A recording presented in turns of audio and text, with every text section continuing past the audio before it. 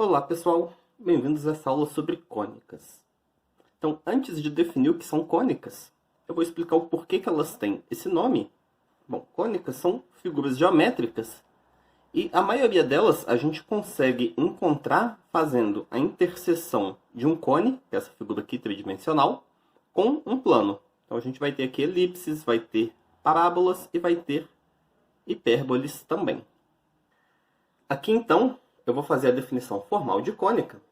Uma cônica no plano é o conjunto dos pontos que satisfaz uma equação desse tipo aqui, que é um polinômio de segundo grau em duas variáveis igual a zero.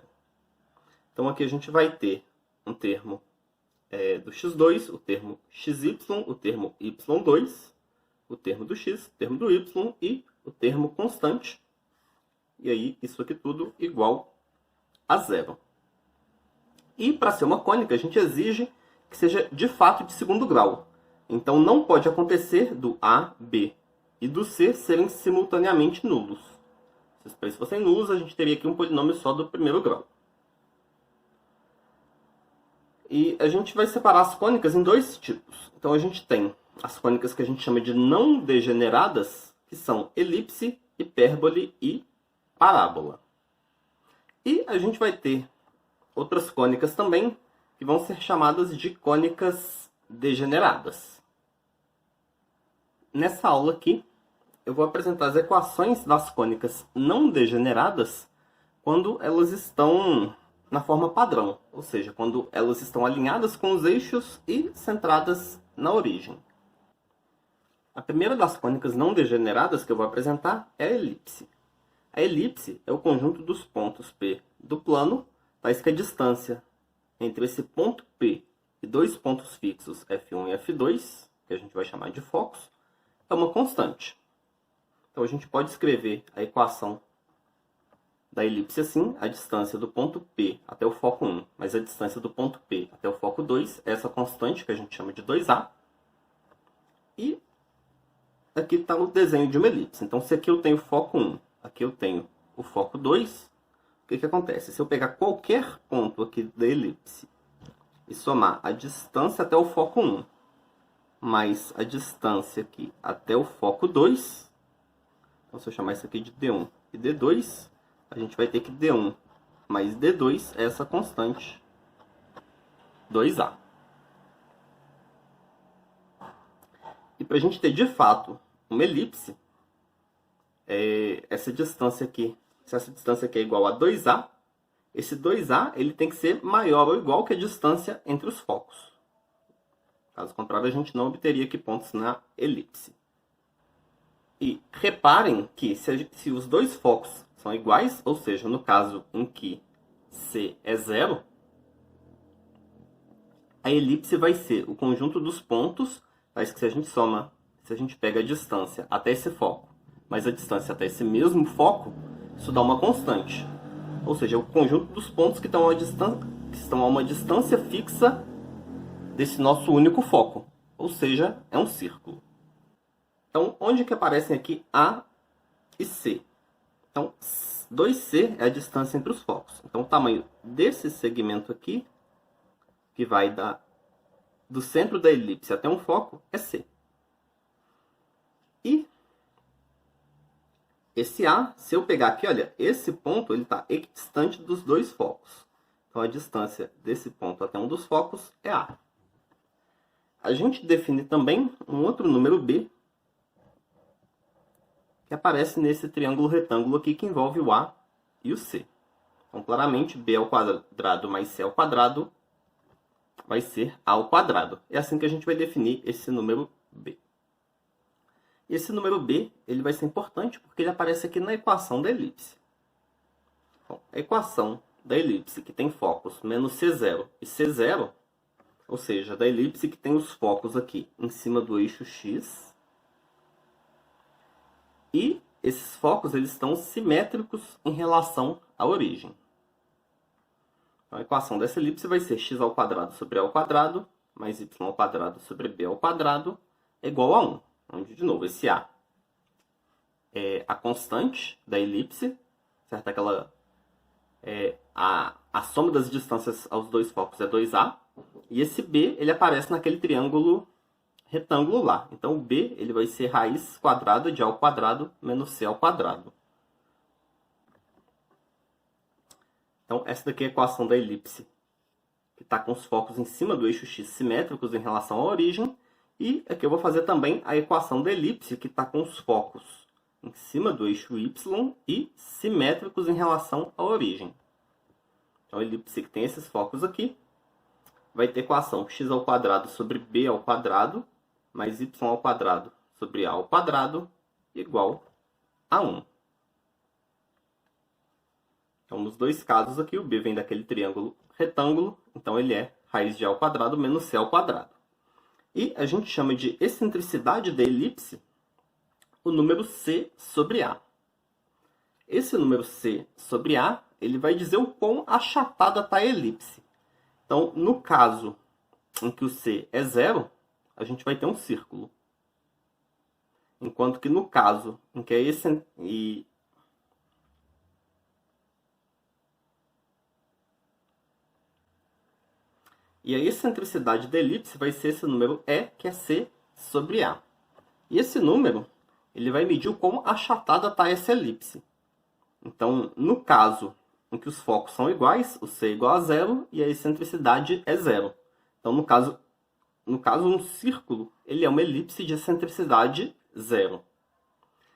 Se a gente pega, por outro lado, uma elipse que tem uma excentricidade grande, e lembrando que esse C é sempre menor do que o A, então aqui esse número ele vai ser no máximo 1. Então se a gente pega um C que é parecido com o A, a gente vai ter os focos aqui bem no cantinho da elipse, a gente vai ter como se a gente pegasse uma esfera e achatasse bastante. Então, a excentricidade mede esse achatamento da elipse.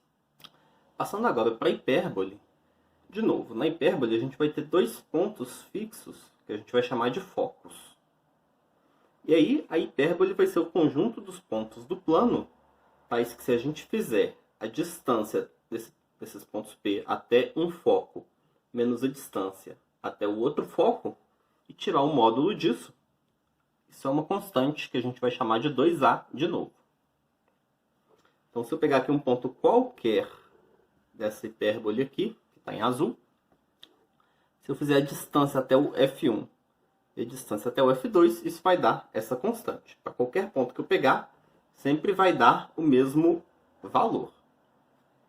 E ela tem dois pedaços aqui, certo? Então, se eu pegar esse ponto aqui, ele está mais distante do F1 do que do F2. Então, se eu fizer essa distância menos essa distância, vai dar um número positivo. Enquanto que aqui, se eu pegar esse ponto e fizer a distância até o F1 menos a distância até o F2, vai dar um número negativo. Mas vai dar sempre 2A porque a gente tira esse módulo aqui. Então, aqui a gente tem esse 2A. O que esse 2A vai significar aqui no desenho da hipérbole? Então, vamos olhar para esse ponto aqui, para esse vértice aqui. Se eu fizer a distância dele até F1 menos a distância até F2, eu estou pegando o tamanho desse segmento menos o tamanho desse.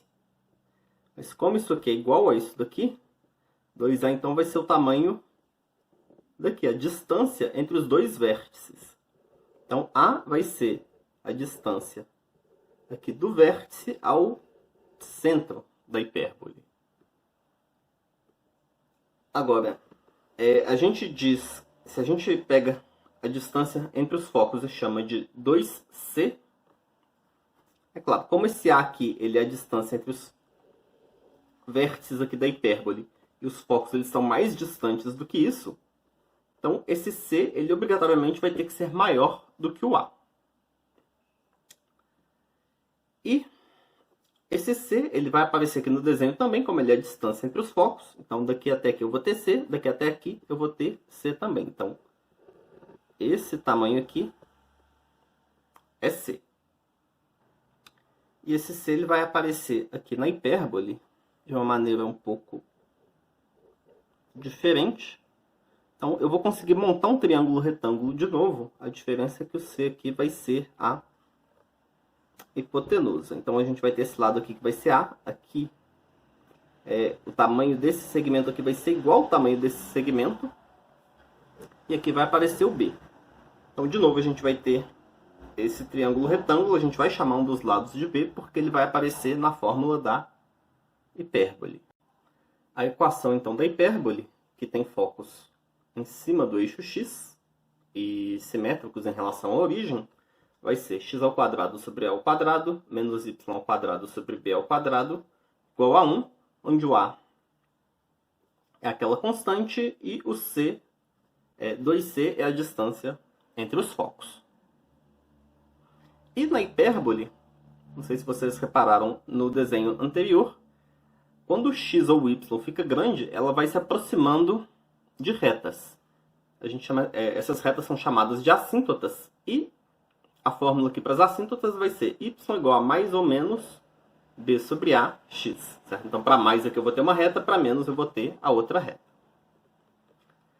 E se os focos eles estão sobre o eixo y e são simétricos, a formulinha fica y² sobre a² menos x² sobre b² igual a 1. E as assíntotas vão ser x igual a mais ou menos a sobre by. Reparem, então, que para determinar se os focos eles estão sobre o eixo x ou o eixo y, aqui a gente vai usar quem que está com o sinal negativo. E, bom, nos dois casos, o b vem daquele triângulo retângulo. Então, o b vai ser raiz de c² menos a². A terceira e última das cônicas, ela já deve ser uma velha conhecida de vocês, é a parábola. Parábola é o conjunto dos pontos do plano que estão equidistantes de uma reta que a gente chama de diretriz e de um ponto que a gente chama de foco. Ou seja, a distância do ponto ao foco tem que ser igual à distância do ponto à reta. Então, aqui, olha, por exemplo, se eu pegar esse ponto aqui, dessa parábola, a distância aqui até essa reta, então o tamanho desse segmento vai ser igual ao tamanho desse segmento aqui. E reparem que, dada essa reta e esse ponto aqui, a parábola determinada por eles vai ter como vértice metade aqui do caminho entre esse ponto e a reta.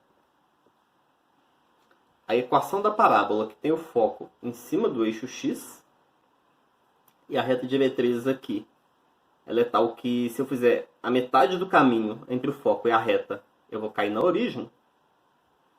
Então, essa parábola aqui vai ter equação y² igual a 4qx, onde o q está aqui, né? Tanto no foco quanto na diretriz. E o outro caso, se a gente pega a parábola que tem foco em cima do eixo y, e a reta diretriz está aqui paralela ao eixo x, né? E, de novo, a metade do caminho entre o foco e essa reta é a origem. Então, a equação aqui vai ser x² igual a 4qy. Vou fazer aqui agora alguns exemplos de identificar e esboçar cônicas. Então, vou começar com essa daqui, 2y menos 8x² igual a 0. Então, somando 8x² dos dois lados, a gente fica com 2y igual a 8x², e dividindo os dois lados por 2, a gente chega aqui na equação na forma padrão para essa cônica, que é y igual a 4x². Então, isso aqui vai ser a parábola em que o foco ele vai estar em cima do eixo y e o c vai ser 1. Então, para essa parábola aqui, o foco vai ser o ponto 0, 1. A reta diretriz vai ser y igual a menos 1. Então, essa parábola vai ser o ponto equidistante desse ponto, os pontos equidistantes desse ponto aqui e dessa reta. Então, vai ser a parábola assim. Essa segunda quádrica aqui. Então, aqui eu vou dividir os dois lados por 36. Então, eu vou ficar com x² sobre 9 mais y² sobre 4 igual a 1. Como os dois aqui estão ao quadrado e aqui eu tenho esse sinal de mais, isso daqui vai ser uma elipse. Então, vai ser uma elipse. E para saber sobre qual eixo que estão os focos dela, Então a gente olha qual na elipse para saber quem que é o A e quem que é o B desses dois aqui. O A ele sempre é o maior dos dois. Então como aqui eu tenho 9 que é maior do que 4, o A vai estar aqui. E aí os focos dessa elipse vão estar sobre o eixo X. Portanto, essa elipse, bom, ela vai estar achatada assim. E essa última aqui, então de novo, eu vou dividir os dois lados por 36, chego em x ao quadrado sobre 9 menos y ao quadrado sobre 4 é igual a 1. E aí, na hipérbole, então, os denominadores aqui são sempre positivos, né, porque eles são números ao quadrado, e a gente determina quem que é o A e quem que é o B por esse sinal.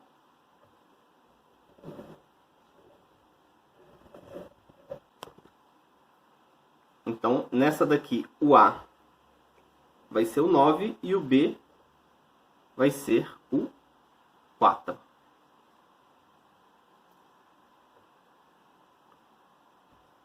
Então, nessa hipérbole aqui, os focos eles vão estar sobre o eixo X. E aí, o desenho vai ser mais ou menos assim. E usando o A e o B, dá até para a gente calcular a equação aqui dessas retas, que tem que ser as assíntotas. Certo? Que aí dá para fazer um desenho mais preciso do que esse esboço que eu fiz aqui. Nessa aula, então, a gente viu a definição de cônicas e a gente viu também as equações para as cônicas não degeneradas na forma padrão. Certo? Então, elipses, hipérboles e parábolas. Essa aula fica por aqui. Até a próxima, pessoal!